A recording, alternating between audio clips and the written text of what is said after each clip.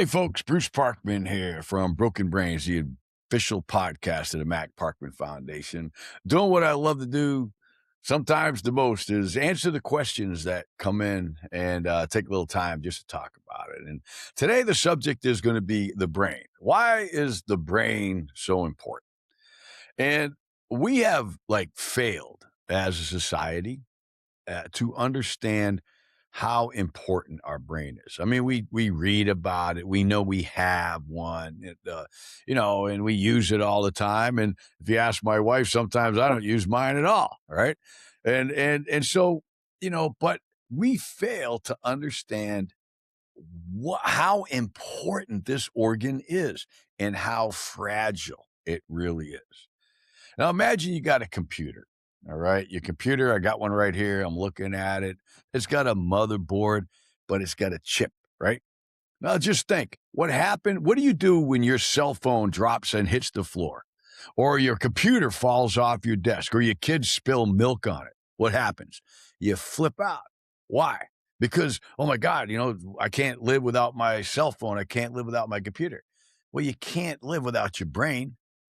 And when your brain is damaged, just like the chip in that computer cell phone, it doesn't function right, or it might not function at all. Your brain is unlike anything on this earth. You can talk about AI and quantum computing and all that stuff. Nothing is as magnificent, complex, and astounding as our brain. Think about it. Right? You have your consciousness, your soul, your psyche, your ability to think, everything that you do, everything that's been created on this earth, AI, quantum computing, comes from this. This right here is an unbelievable organ of enormous complexity. All right. We know less about our brain than we do about outer space. There are more neuron connections in the brain than there are stars in the sky. You have 100,000 miles of myelin in your brain. You have billions of synapses, all in a gelatinous organ that consumes like 20% of your calories just to keep it going. The brain, if you had a brain right here, it would literally start dribbling through your fingers. Think about that. We think the brain is like a muscle, like a bicep, right? Or a quadricep, right? That we just got to exercise and it's okay. Why? Because it's encased in a hard thing, right? You can't get to my brain, man, because I've got this bony structure here. Well, much like a helmet, a skull only has one purpose: to protect the brain. But it doesn't prevent it from being shaken, doesn't prevent it from being impacted by the issues that we're talking about: repetitive head impacts and repetitive blast exposure. Why? Because your brain, that marvelous organ that controls everything you do, just think about that. If you have a damaged brain, you are damaged as an adult. Something is not going to work right. Okay, it could be your hormones, it could be your blood pressure, it could be your mental health, it could be, everything in your body, your parasympathetic, your sympathetic systems are all controlled here. We have to respect that, and we're not. I mean, we literally think the brain is invincible. We have been groomed by sports companies, drink companies, equipment, apparel manufacturers, everybody in this world, that this brain is just a muscle. Don't worry about it, man. It can be shaken. You can head soccer balls all day long. You can play football, or like my son, you can wrestle, play football, and we don't think nothing of it. Yet you try to give your kid a cigarette. What are you going to do? What are you doing? Right? If you try to strap your kid in a car without a seatbelt at 4 or 5 or 6, you're going to do that? No. Why? Because you're aware. You know that could hurt your child. And for some reason, with all the science, all the research is why I really am not a big fan of researches right now, because we have proven that brain is so complex and fragile, and we have proven that it can be harmed. Yet you And I never knew it. What good are we as parents if we are completely unaware of a major risk to our kid that we encourage? Like, go play sports. We love sports, right? We're just nuts about sports. But we never thought of what we're doing to our child's brain because we are completely unaware of how important and fragile it is. And over the years, millions of lives have been impacted. And I am saying that with all honesty. Millions of lives. An incalculable number of lives have been impacted because this happens, like we just learned this week, in bobsledding, equestrian events like rodeo.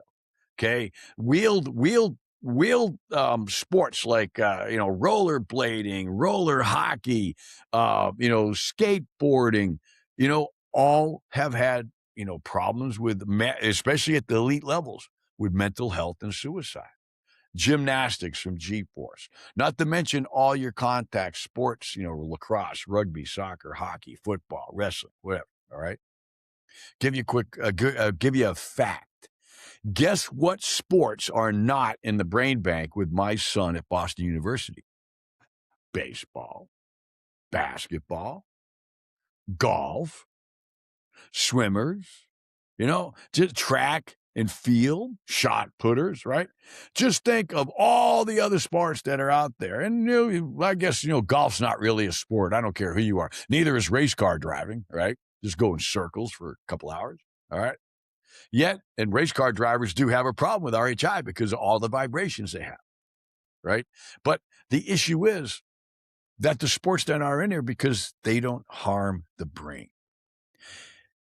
This is not saying we can't have contact sports at all. I love contact sports. I am and was an all-Army rugby player. I played at the semi-pro level for years. I played all the way up until I was in my late 50s, and I loved it, and I still love it to this day. But I'm sick of being hurt for weeks after I play. Contact sports has a place in our society.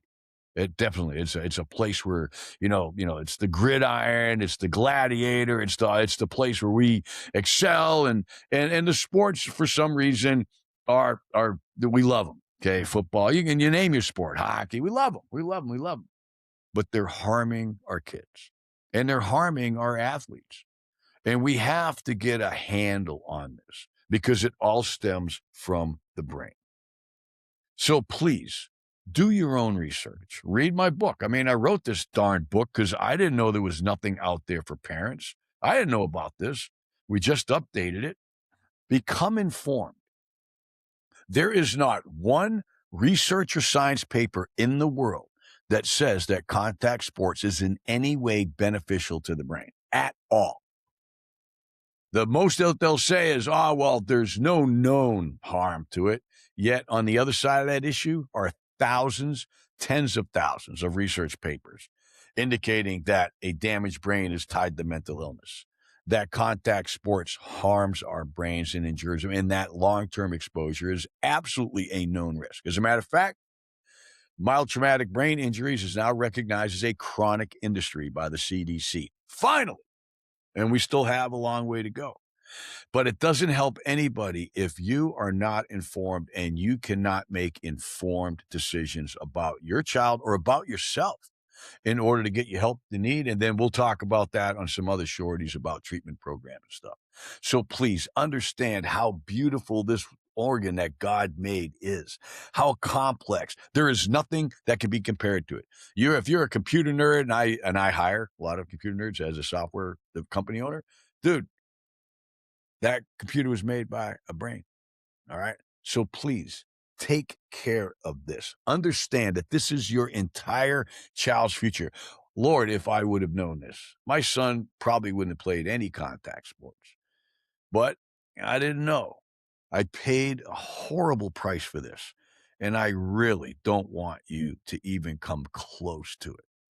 The only way to protect your child's brain is to not hurt it, not impact it, actually not even play contact sports at all. But if we wait till 14 high school and we take the contact out of practice, you can enjoy your contact sports. You'll be all right. Okay.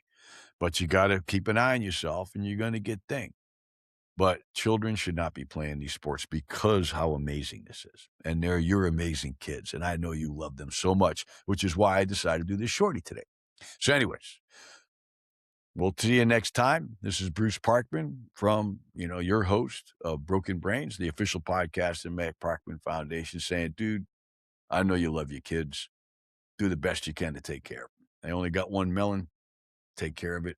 We'll catch you next time on Broken Brains. Thank you. And God bless.